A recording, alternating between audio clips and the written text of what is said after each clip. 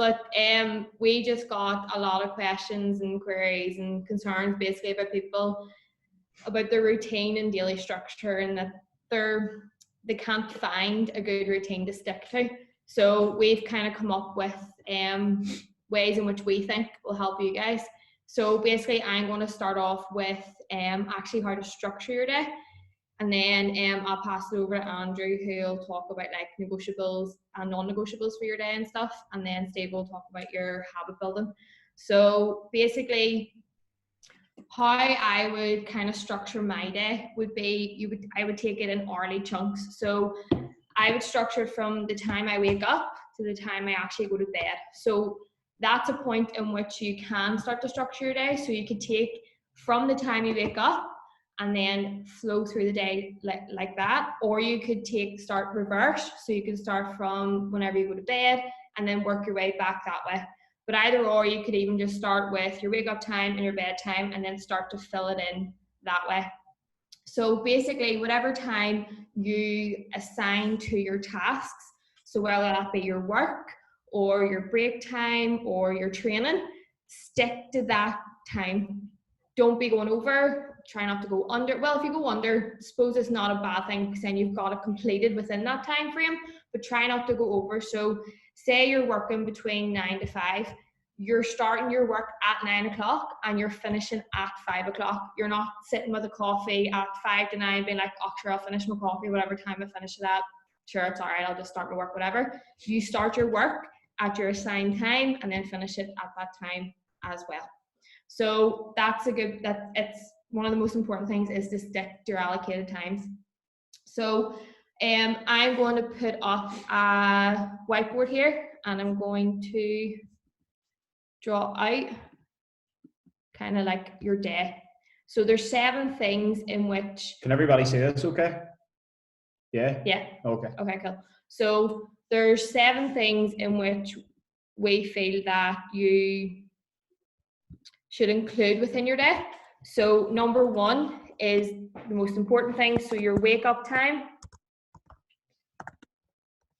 and your bedtime.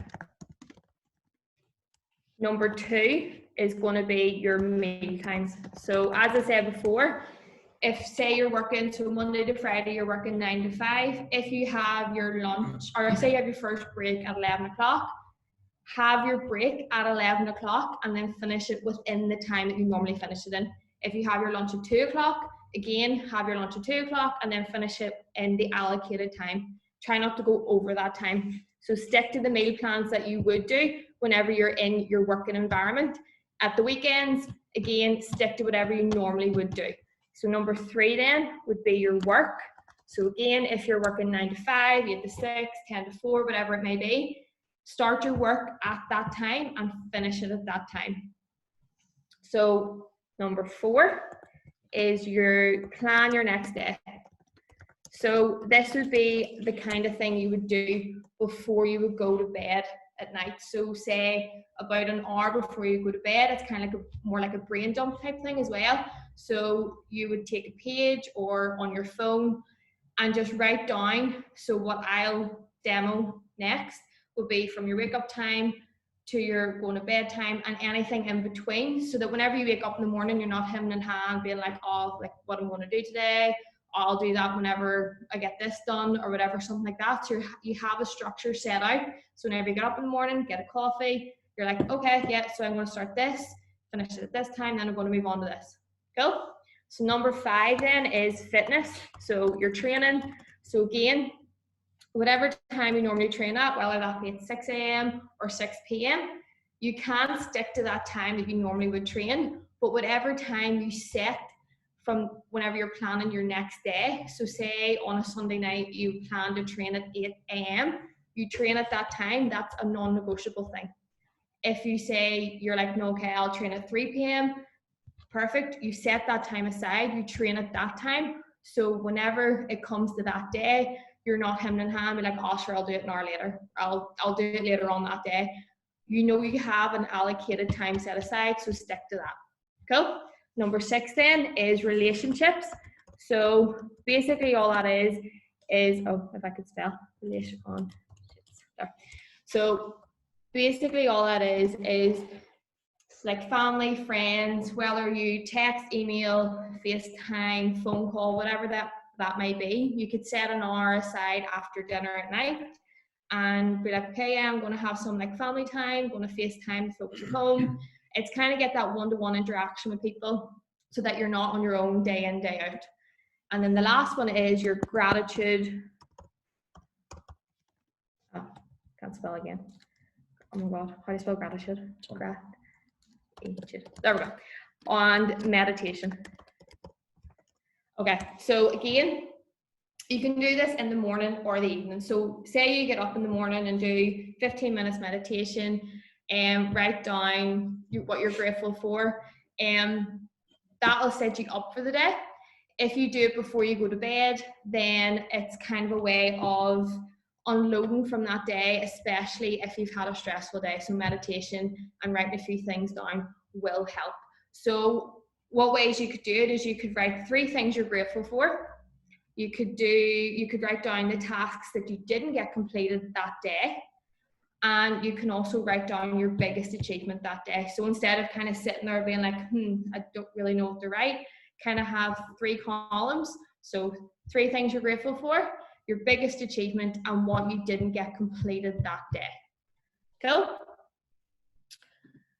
Okay, so over at the side here, I'm going to start like a day. So this would be something what my day would look like. So 7 a.m. wake up. So I'm going to start with waking up in the morning and then going to bed at night. So say 10 p.m. bedtime. Okay. So in between, going to follow from 1 to 7. What I would start with would be like your non-negotiables first. So that would be your meal times, your work, and say your training. So starting with meal times. So generally around say 9 a.m. meal 1. So that would be breakfast. Then meal 2, say about 3 p.m. meal 2, so lunch. Then about 7 p.m. meal 3, which will be dinner. And then in between, whatever snacks or whatever, or any break times you have, you can always factor them in as well. So then the next one for me would be training. So either I would do this in a different color. I would do it in the morning or I would do it in the evening. So say I'm going to train at 8 a.m. Oh, text. So 8 a.m. train. So I'd factor that in and then place it in between here. So that's kind of like my morning complete up until 9 o'clock. So then after 9 o'clock, what would be work. So in between, say, so meal 1 at breakfast at 9, say about 11 a.m. that would be work for me. So I would pop that in here. And then after I have my lunch, then generally I do a bit of study. So say about meal 3, so say about 4 p.m. study. And that's generally up until then. So we've got our wake up and bedtime. For meal times, we have our work planned out and we have our training. So the next thing we're going to do is plan your next day. So generally you could do this about an hour before bed, so say about 9 p.m. So, if I can spell again, plan the next day. So you could pop that in. So plan your next day could look a little something like what I'm doing right now, where you're starting from A and going down to Z. Cool? Then what we're going to put in is your relationships. So as I said before, that is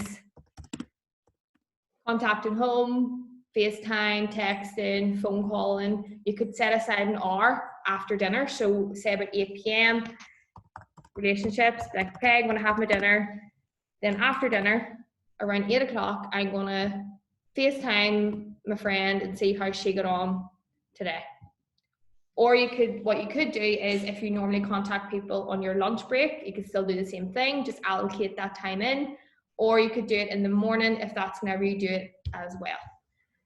Last one we're going to do is then the gratitude and meditation. So gratitude. So as I said before, you can either do this in the morning. So as soon as you wake up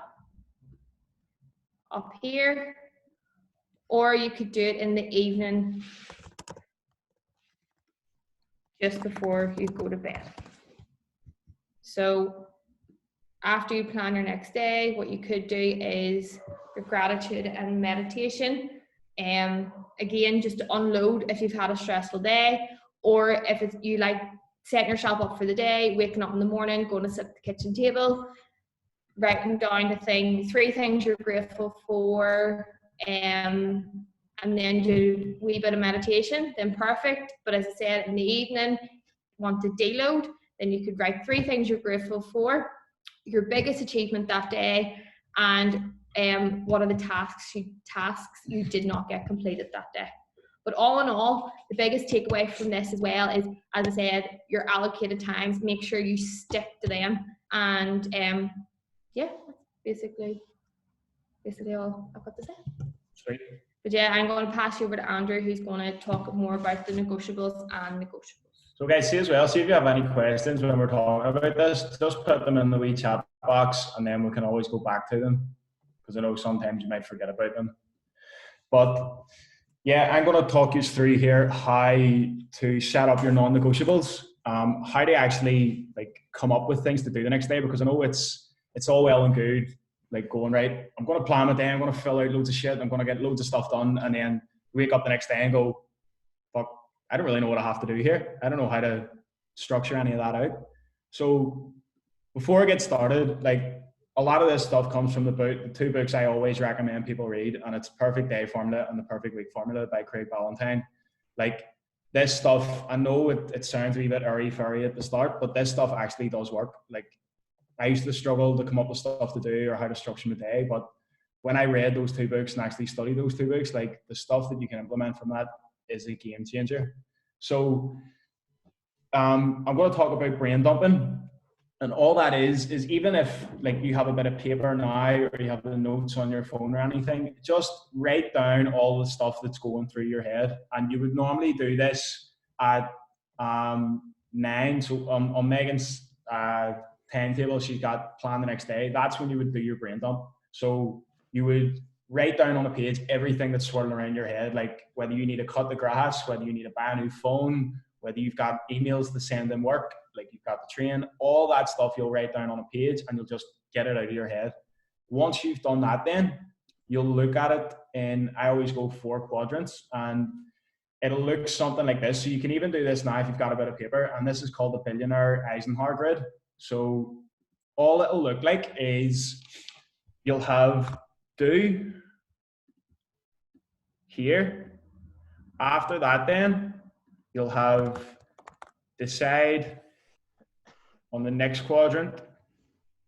After that, then you've got delegate, and then in the next one you've got delete. If I could spell as well, Megan's rubbing off on me here. Okay, so the top 2 here, what you're going to have with them, that's important. So those top 2, they're always going to be the important stuff. The bottom 2 is not important. Okay, so that's how you're then going to start filling stuff out. So say you've got stuff there that's like, right, I've got like a wee thing that I'm getting going, like a wee project, and it's pretty important to me, but it's not really urgent. that will still go in those top two grids. Then you've got like, right, I've got a big project on at work, I've got emails to send, or I've got clients to get back to, or whatever it is. Like I've got my boss on my arse about doing something. Again, that's important. If it's stuff like painting a spare room, doing fucking dishes, like cutting grass, that stuff's not important. Okay, for the immediate. Whether it's binging like the latest series on Netflix, whatever it is, that will go down into this half of the grid. Okay. After that, then what you're going to have is your not urgent but important. After that, you've got urgent, important work. Then you've got your urgent, not important. Sorry, your after that, not urgent, not important.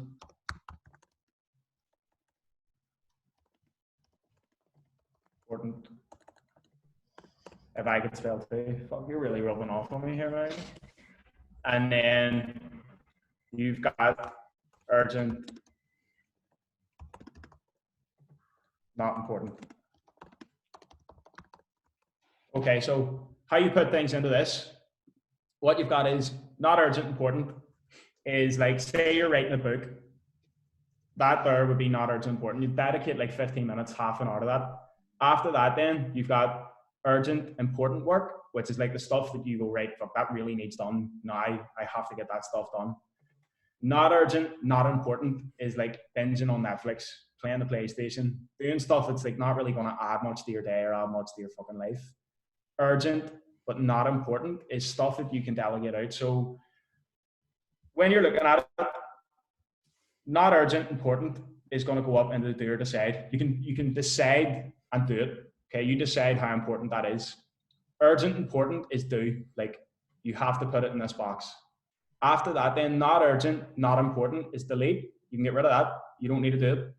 Urgent, not important is you can delegate it. So the way that it's always sort of spoken about is if you can pay somebody to do it and it's cheap enough, or if you can give it away to somebody to do, then that there, like think of it like when you're in work, like you'll delegate tasks out that aren't really going to add to you or that you find that are going to waste your time. You'll put into this, or stuff that you can put off to like the weekend. That's the stuff that you'll put into that wee box. So that's how you'll decide your time. Like it's going to be different for everybody, but one for me that's not urgent but important when I get up in the morning is I read a chapter of a book. Like that's something to me that I'm like, right, that's going to put me ahead.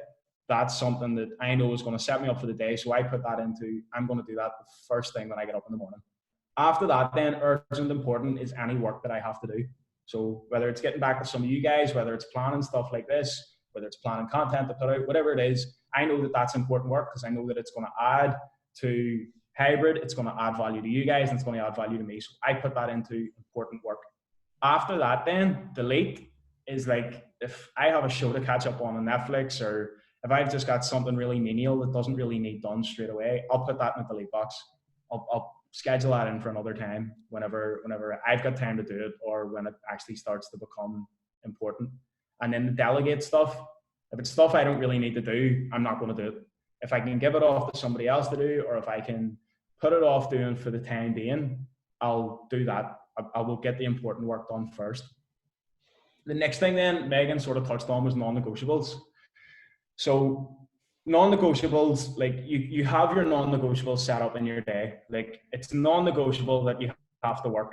Like if you don't have to work, like I mean that's another story, but at the minute, like you want to get paid, you still have to do some work. So that's non-negotiable. Eating is non-negotiable. For me, training is a non-negotiable. But whenever you feel burnout coming on, so whenever you feel like you're burnt out from work or you're burnt out from just doing too much, it generally comes from doing too little outside of your work life. So say you feel like you're working flat out. If you start to put in non-negotiable time that you're going to spend with your friends or with your family, or non-negotiable time for yourself, you start to feel like, oh, work's getting a wee bit easier. I can work more, but I'm actually doing less, or I'm actually doing more outside of work as well. So one thing I know Stevo has in and we have in is date night. Like Sunday night for us will be date night, and I know like if you've another half, like that's something that a lot of people put off whenever they've got a lot of work on, but it's actually something that's really important. Like Monday night for Stevo, like you can't get in contact with him. That's date night for him. After a certain time, like he's smiling, he knows. But after that, like you can't get in contact because that's his non-negotiable time. He will not sacrifice that time. Like for Megan, 8 a.m. training, like she will train at 8 a.m. Like you can't get in contact with her. She won't do anything else. That hour is non-negotiable. You can't take that away. You know, I'm the same whenever I schedule in an hour or an hour and a half for training. That's non-negotiable to me. Like that will get done. It's the same with my reading in the morning. That's non-negotiable. That's stuff that I know is going to improve for me and it's going to help me with my work. So I make it non-negotiable. Like you can't take that away. So that there is essentially how you divide your time up. Use this box because it will help. Put it into those 4 categories and then start to decide for yourself what is a non-negotiable for you. Like what is it that something that's going to help you, that's going to help you if you feel like you're getting towards burnout, and that no matter what, you're going to do it. Like no matter how much somebody tries to talk you into doing it, you're like, nope, that is mine. I am going to be able to do it. And then the last thing too is have accountability to that. So it's all well and good doing all this and writing it all down the night before and going, right, yeah, because let's be serious, 9 o'clock at night when you're thinking about your next day, you're thinking about, right, perfect day, I'm motivated as fuck, I'm going to get stuff done. Then when the alarm goes off in the morning, say it does go off at 6:45, you're like, nah, I'm going to hit snooze, I'm going to lie in. But if you have somebody holding you accountable to that, somebody that you feel like, fuck, right, I'm going to let this person down if I don't get up, whether it's a training partner, like I know Becky, you've been getting up early with Dan, like Stevo, like he'll keep us accountable to train at 8 a.m. Me and Stevo are in the 5 a.m. club group chat with John. Like he calls us out if we don't text in at 5 a.m. and you feel like, fuck, I've let everybody down. That's accountability. So if you're going to do all this, be public about it. Text somebody and go, yo, I'm going to text you at 7 in the morning. If you don't have a text from me at 7 in the morning, text me and ask me why whenever you get up out of bed. Like that other person doesn't have to get up at 7. But if they don't see a text at 7 a.m. from you, all they have to do is text you and go, yo, why'd you not get up? Why'd you not text me at 7? Same with me and Stevo at the minute. If we don't put one thing out in socials, like I'll text Stevo or he'll text me and go, why'd you not do what you said you were going to do? Like you said you're going to do it. Commit to it. So that's another thing. Whenever you're writing this down, be public about it. Tell your coach, tell one of us that you're going to do all this. Tell a friend, tell a family member, somebody you don't feel like you don't want to let down, and tell them, right, I'm going to text you at 7 a.m. If you don't have a text from me at 7 a.m., like call me out. It's the same with training. Tell them I'm going to train at 8 a.m. If you're not on training at 8 a.m., I'm going to call you out on it. And that's accountability. It's not going, oh, I might do this. When you say you're going to do it, tell somebody and get that person to hold you accountable to it. Does that all make sense? Yeah? Sort of. I know I've probably got a question or two in the box, but I'll pass over to our Staden, and he's going to run you through habit building from Atomic Habits, and then we'll answer questions. Just before we go on to there, Becky has actually asked the question there. Andrew, if you want to talk about it a wee bit. Yes, Becky says, should you leave some free hours in there or the whole day scheduled down to the minute? No, leave free hours in. Like that's theirs then where you'll have your non-negotiable. So like I don't schedule in every hour, every second. I just like, it's the same with Megan here. If you look at hers, like there are wee gaps where it's like, it doesn't look like she's doing anything. But say I go, right, my training's from 8 and I go an hour and a half. I'm like, right, okay. I'll not schedule anything in for 9. I'll maybe schedule on the next hour. Like have wee bits of free time. Like you're not going to be able to schedule every second of the day. Have a bit of free time for yourself to go, right, I've got an hour or two free. What can I do? I suppose it's kind of having the whole idea of a non-negotiable being some time for yourself, saying that at 5 o'clock or whatever time it is that you finish your work, and between 5 and 7 before you have your dinner, that's you can do whatever the hell you want to do in there. You can watch your Netflix as long as you schedule it in that, you're not doing anything else in there. And what you'll probably find is whenever you have those structures of those time slots put in, you'll actually be more productive whenever you know that nothing else is happening in that time. Yeah, because if you look at it, like, structure equals freedom. Like, if you have structure to your day and you go, right, from 9, if you're flexible with your work, like, we would be pretty flexible in terms of how many hours we put in for working. But if I go, right, for the next 2 to 3 hours, I'm going to work like mad. I'm not going to get distracted by anything else. I'm not going to do anything else. I'm going to get all my work done in these 2 hours that I have to get done today. I'm going to have 4, 5, 6 hours later on the day free. Because if you don't put a time cap on what you're structuring in, you're just going to do it to fill your day. Like, I've seen before, if I don't go to myself, right, I've half an hour to write an email. If I don't put a time cap on that, I've seen myself sitting for 4 hours trying to write an email because I'm just procrastinating. So if you look at it, loads of people think freedom is doing anything, anytime. But if you live by that mantra, you're going to end up doing everything all the time. So, like, if you have that structure in there and you're like, right, fuck, my day actually has some big gaps free, do whatever you want.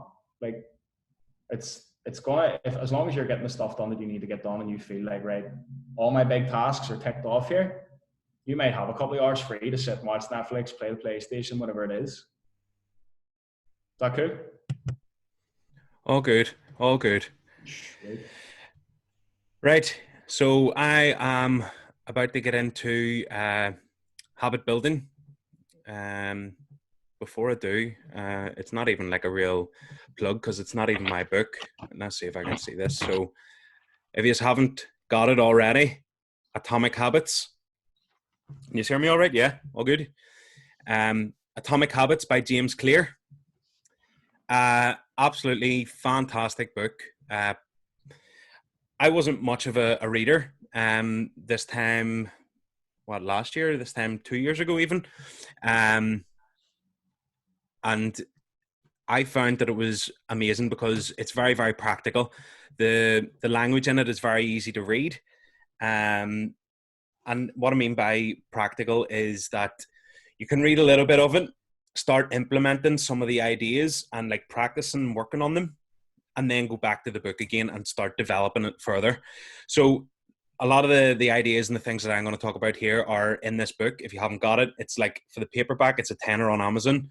One of the clients, Matthew, actually put a PDF file, I think, in the WhatsApp group a while ago of it. So if you want a copy of that PDF, put into the chat and let me know. I kind of find that it's a better resource for reading. I find that with audiobooks, sometimes it's easier to kind of just listen passively and not actually take anything in. So yeah, I'm going to get into it. So how long does it take you to create a habit? A while ago, like, there would have been, you've probably heard it yourselves, that it takes about 21 days to create a habit or for something to become a habit. And that was kind of debunked, and there was more like a long-term timeline kind of put on it. So like 66 days you hear, and you hear about 90 days. What James Clear talks about is it takes forever to build a habit. And the reason behind that is because once you stop doing it, it's not a habit anymore. So you're forever building the habit. You're just getting better at it and better at it and better at it. And on that point, he talks about this idea of getting 1% better every day. Instead of what you'll probably find a lot of the time is that people who want to create a new habit will have this kind of all or nothing approach when it comes to developing themselves. So since we're in the fitness industry, let's talk about someone who wants to lose a bit of weight. They'll say, right, on Monday, I'm going to start a diet. I'm going to train in the gym every day, and in the evenings, I'm going to go out for a run. And what ends up happening is that it's too much too soon. And instead of, like, we can agree that separately, all of those things are good habits and good things to help work towards that goal of losing weight. But what happens is it's too much and none of the habits stick because there's just too much going on there. And especially at a time like this where things are just all up in the air, people are getting used to new routines, working from home. It's putting unnecessary pressure on yourself in some cases. So the idea of getting 1% better every day is probably the best way of going about it. You know, making that better decision for a meal that you're going to eat, deciding to train instead of not train that day. He talks about this kind of idea of a room being a, you know, 25 degrees. He's talking in Fahrenheit here, but being in the same room as an ice cube, and every single day you increase the room temperature by 1 degree. There's a lot of degrees that you have to go through before you get to the temperature that it takes that ice cube to melt. Do you know what I mean? So 25 degrees to 26 degrees to 27 and so on and so on. And it's like 32 or 35 degrees or whatever that it takes the ice cube to melt. But it's shown that those small attempts and those small efforts over time will create the result that you're looking for. So in terms of building habits, there's and in building good habits, I kind of don't want to say good habits or bad habits. I like to call them desirable and undesirable habits. So it's not actually the action or the doing of the habit that the person tends to desire. It's the outcome and it's the result. So let's say that the habit that you have is you get up in the morning and the first thing that you do is you go down into the kitchen and you make a cup of coffee.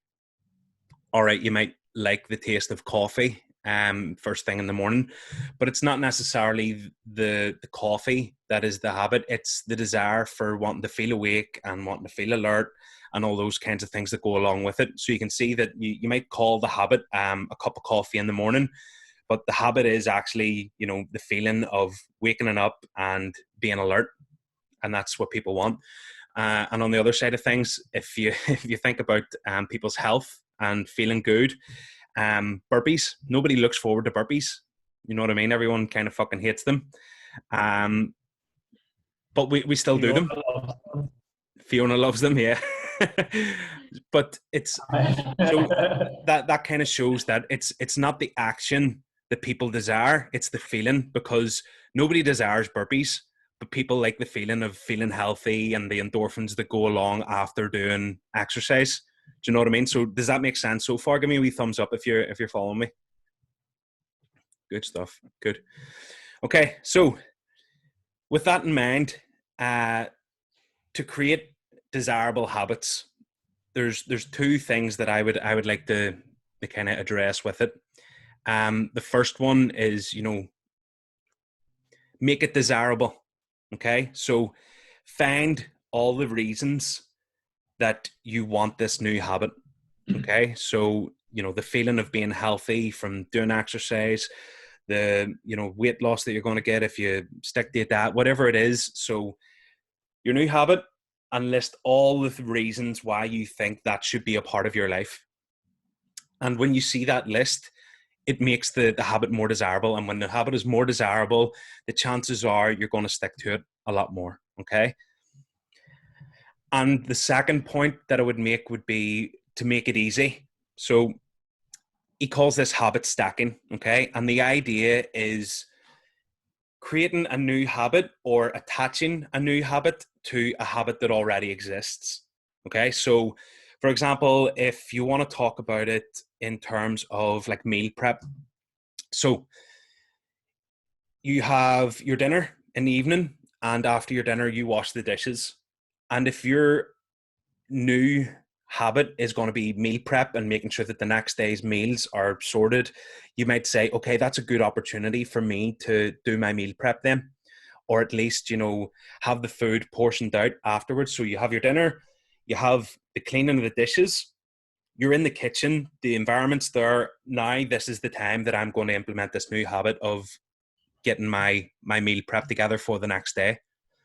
Another way to look at it is, again, if someone, like we use the example of getting a cup of coffee in the morning, you wake up in the morning, the kettle's there, you go down, you put the kettle on, but what you've done is you've attached the new habit of putting your training gear beside the kettle. So your t-shirt, your shorts, your socks, your training shoes down on the floor right beside the kettle. So what you're doing is you're kind of doing this reminding type thing where you go, okay, so my habit is I get up and have a coffee. Oh shit, look, there's my there's my training gear. So that puts it in mind that, you know, it's easy to link those two habits together. Or another one again, you know, if you get Atomic Habits, you get the book, put it on your pillow as soon as you wake up, because what you're going to have to do is you're going to have to lift it off the pillow to get back into bed, and that'll be another reminder and make it easy to kind of go, oh shit, I didn't read that book today. Does that make sense? Good stuff. So the other side of things is whenever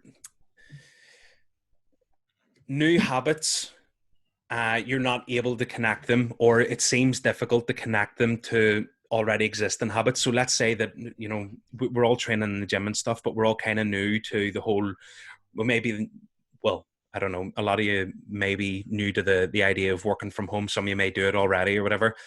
But if you find it difficult to kind of attach a new habit to an already existing habit, then we're going to have to take something a little bit more forceful. And one of the things that I do is I use reminders on my phone, or I use an alarm clock. So I do intermittent fasting, and I have an alarm that goes off at 1 o'clock to remind me that it's 1 o'clock and now I'm able to eat. You know, something as simple as that. I'm kind of already into the habit of doing that anyway, because I've been doing it for so long, but the alarm's always there. You know what I mean? I just turn it off or whatever. So if it is a new habit, let's say for, you know, someone who is new to working from home and you need a reminder that it's time to have your lunch. Do you know what I mean? Because you need to have that structure to your day. You could sit in the house all day, up in the office, and not even realize the time going by. So if you have an alarm that goes off on your phone to say, beep, beep, beep, it's 2 o'clock, or beep, beep, beep, it's 12 o'clock, it's time to get ready to go and have some lunch, then you're looking after that new habit there. You're structuring your day because you're saying when work starts and finishes. You're dealing with the non-negotiable there of making sure that you're eating your food, and you have the reminder because we're all kind of new to this environment of having to work from home, or the majority of us are, at least anyway. So I'm going to go through getting rid of, I don't like the word bad habits, but undesirable habits. Okay. And it's similar, but a little bit different. Okay. So you have a habit that you want rid of, or you want to change, or whatever. Okay. So the same way as you would have done with a good habit that you want to implement, you want to think of all the things that make that desirable, and you want to make a list of all the things that make that habit easy. Okay. And now what you're going to do with that habit is you're going to do the opposite. So instead of making it desirable and instead of making it easy, you're going to make it undesirable, and you're going to make it difficult. Okay. So let's say that the habit is, well, for me, whenever I get like stressed out or I get anxious or worried or anything, I'll want to stress eat, or I'll emotional eat and stuff, you know, start eating Haribos and crisps and chocolate and all that kind of crap. So if my habit is eating bad food when I get stressed, then I need to make a list of, you know, why eating Haribo is a bad idea. Because of the, you know, if I'm kicking my ass training, if I'm doing all the meal prep, then I'm shooting myself in the foot by having the Haribo or whatever it is. Some people resort to, you know, whenever they're stressed, they'll have a cigarette or they'll have a drink or whatever. It can be applied to the same sort of way. You know, you just list the implications or the health problems that go along with having a drink, or having too much to drink, or smoking, or whatever it is. And then what you have is a list of reasons why that habit is undesirable and why you should eject it or change it. Make sense? Cool. So with that in mind, the next point would be making the habit difficult. Okay, so before, what we were trying to do with the good habit was we were trying to make it as easy as possible to link it to something that already exists, or to set a reminder to do it.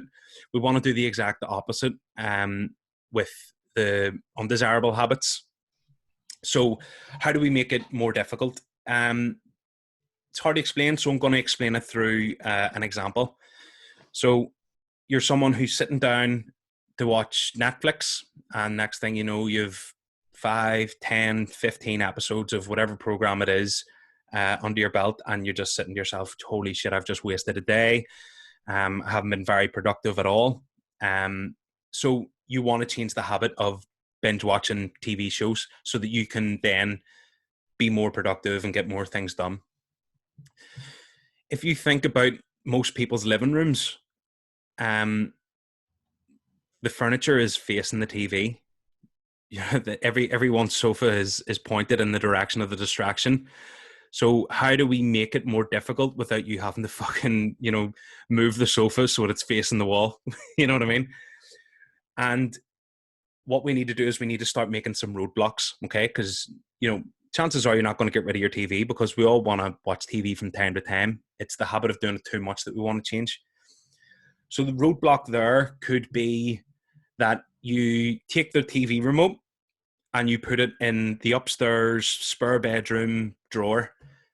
So if you sit down onto the sofa and you say to yourself, okay, I'm going to sit and watch TV here. Fuck, the remote's upstairs. Sometimes that is enough to kind of make someone go, do I actually want to watch TV, or am I just being a lazy fucking not wanting to do what I said that I want to do?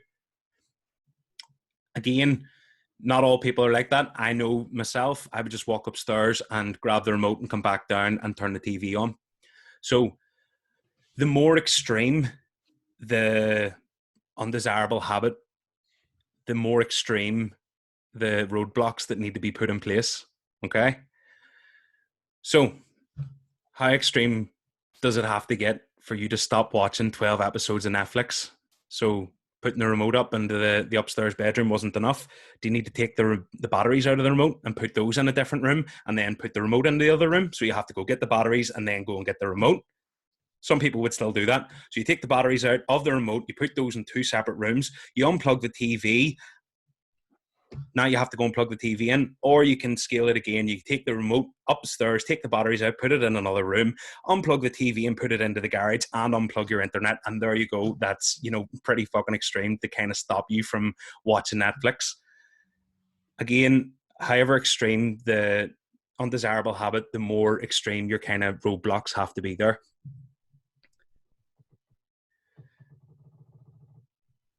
So, yeah, it can be applied to most things. Like that's just using Netflix as an example. It can be applied to so many different things. Like we were talking about, if someone gets stressed out and they go for a cigarette, putting your lighter in one room and putting your cigarettes in another room, or, getting rid of the cigarettes so that every time that you want to have a cigarette, you have to go and buy a packet of cigarettes. And, it's the short-term reward that you're looking for. Is it a short-term reward that you're looking for, or is it something that you actually want? And you'll have to go and, put the effort in there. And in some cases, like, if you go into the garage and plug the TV in again, go up and get the remote and put the batteries and all back into it. Sometimes you just really want to fucking watch Netflix, which is fine, absolutely fine. But I would say 9 times out of 10, when you put those roadblocks in the way of those undesirable habits, you realize that it's procrastination, or you realize that it's just boredom, or any of these types of things. It's just short-term stress, or, whatever. And 9 times out of 10, with those roadblocks in place and making it more difficult and making it more undesirable, you'll kind of snap out of it. So I think I'm kind of done. Like, that's only kind of tip of the iceberg stuff. The book is fucking unbelievable, and I recommend it to everybody. If there's any questions, will we unmute folks here and get a wee chat? Yeah. Well, sorry, I forgot to mention, I have like a booklet done of each section that we've talked about, and it's quite interactive as well, so you can actually start to list things for your day, and as Stevo was talking about the habit stacking and stuff. So if you want that as well, I can email it across to you. So just let me know, like even in the chat, or just message me and just say that you want the booklet. Cool, guys. So that's actually unmuted. Well, anyone who wants to be unmuted. JT was still muted there.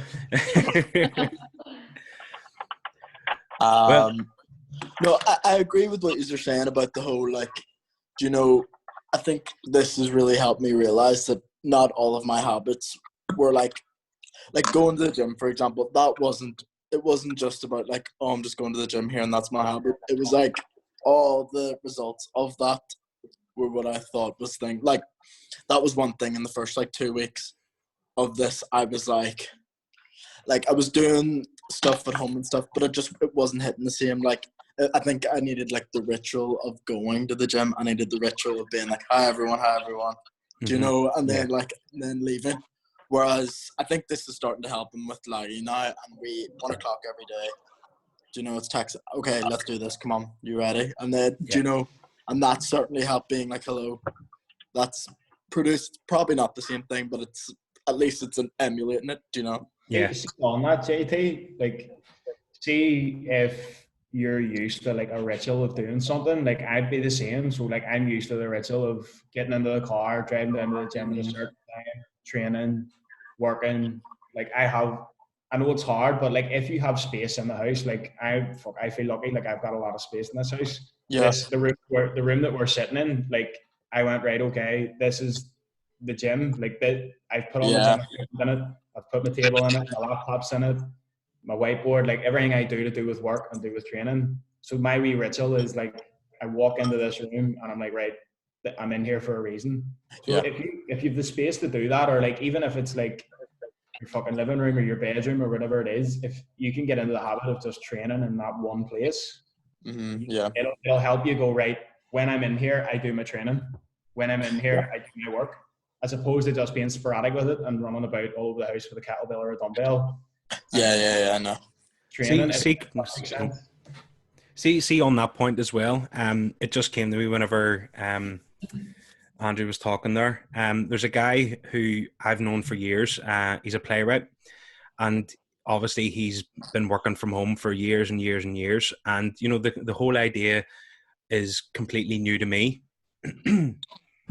So what he does in terms of like his commute to work, which we're all kind of used to, or the commute to the gym or whatever, is to actually make a commute. So what he does is he takes his dog and he puts it on his lead, he gets his coat on, and him leaving the house to walk the dog for an hour, half an hour, whatever, is his commute to work. When he comes back in, he lets the dog off the lead and he's straight up into the office to start his playwriting. Do you know what I mean? And whenever he's got his alarms on his phone for his tea break and his lunch break and all those things. But when he's in the house after that first walk, that's him at work.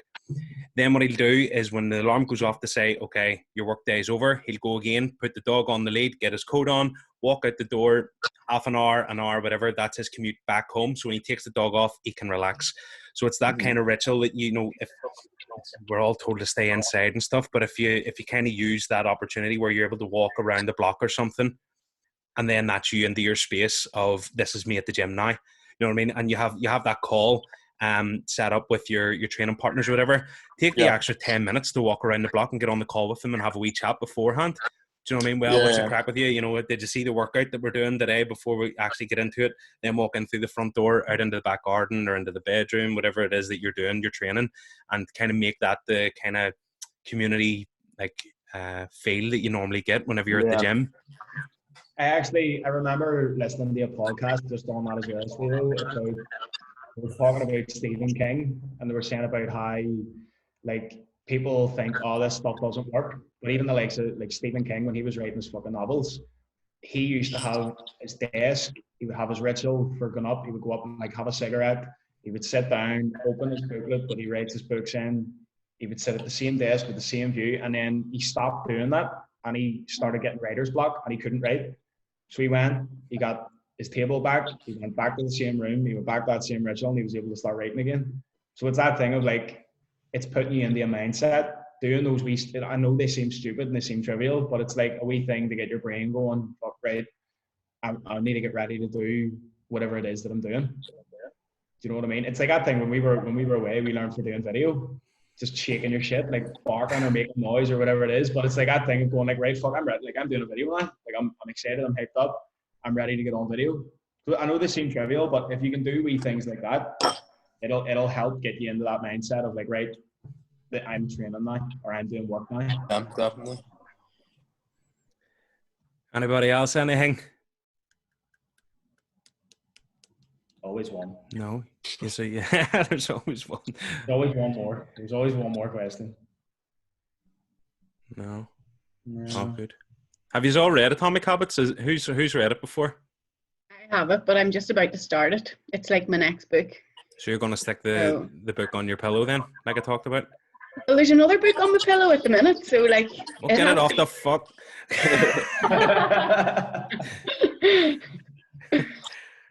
I tried doing the audiobook of it, but it was doing my head, and I was like, would you fuck off? I hated the voice of your man. I was like, shut up. I don't even know who narrates it, like, but... I think it might be him, you know? Is it? I think it might be, but I was like, fuck up. Every time I had it on. Yeah, I think the having the words down, like, you kind of take it in a wee bit easier. I know most of the audiobooks that I read, I kind of just listen to, and you know, it's kind of in the background when I'm doing the dishes or, you know, driving the car or whatever. So to actually get to sit down and read it and stuff, I find a wee bit more useful. Definitely. Well, if there's no more questions, then I think that's us. Thank you very much for coming along and listening to what we have to say, and hopefully it was of some use and you got something from it. Yeah, sure. It was great, thank you. No problem. It's been recorded as well, so it'll be made available, and you can rewatch it or whatever if you're looking through your notes and go, what the fuck was that even talking about there?